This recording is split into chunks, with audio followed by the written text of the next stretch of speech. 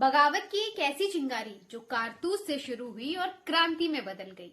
लेकिन सवाल ये है कि कैसे कैसे ये चिंगारी पूरे देश में फैल गई।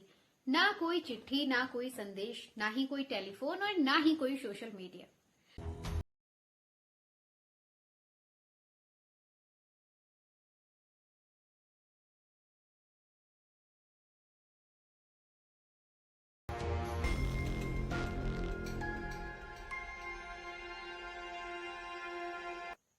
कहानियां असल में दो तरह की होती हैं, एक काल्पनिक और दूसरी असली। लेकिन कुछ कहानियां ऐसी होती हैं जो इन दोनों कैटेगरी से परे होती हैं, जो ना पूरी तरह सच्ची होती हैं और ना ही पूरी तरह काल्पनिक। इस तरह सच और कल्पना के बीच संघर्ष करती इन कहानियों को मिथक कहा जाता है। ऐसे ही बहुत सारे मिथक हमारे इतिहास के गर्भ में दफन हैं, जिनमें से एक के बारे में हम बात करेंगे।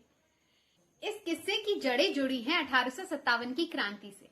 1857 की क्रांति के बारे में जिन लोगों ने पढ़ा है या फिर कहीं पे सुना है, वो ये जरूर जानते होंगे कि रोटी और कमल का फूल इस विद्रोह के प्रतीक माने जाते हैं।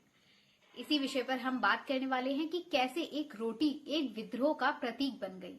कहानी की शुरुआत होती है एनफील्ड राइफल में इस्तेमाल होने वाले कारतूस से, जिसे लेकर ये बात फैली कि कारतूस में गाय और सुअर की चर्बी मिली हुई है।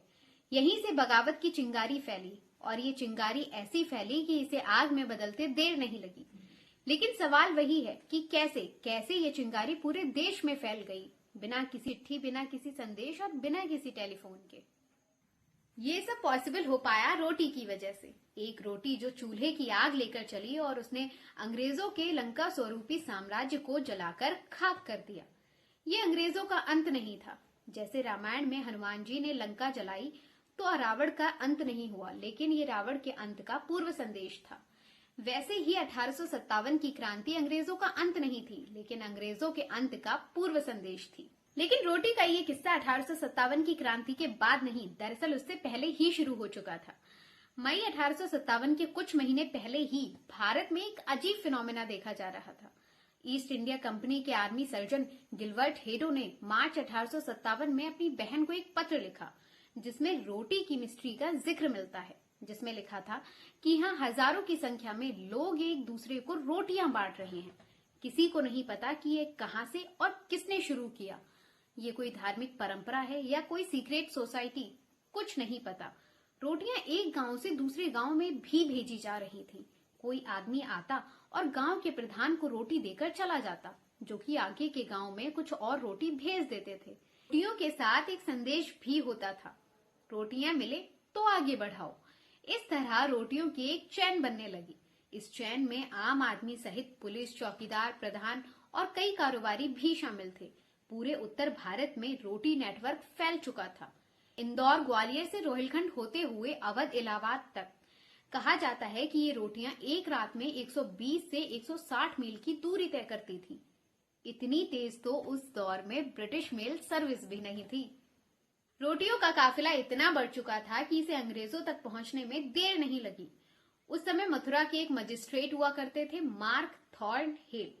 एक बार रोटियों का एक बंडल मार्क थॉर्न हेल की मेज पर पहुंचा। इसके बाद थॉर्न हेल ने इस घटना की तह में जाने का फैसला किया। थॉर्न हेल ने अपनी एड़ी चोटी का जोर लगाया, लेकिन इसकी जड़ तक पहुंचने में नाकामयाब रहे। इसका रीजन ये था कि रोटी नेटवर्क में शामिल बहुत सारे लोगों को खुद नहीं पता था कि ये रोटियां क्यों बट रही हैं। लेकिन जो भी हो, रोटी आंदोलन ने अंग्रेजों की नाक में दम कर दिया था।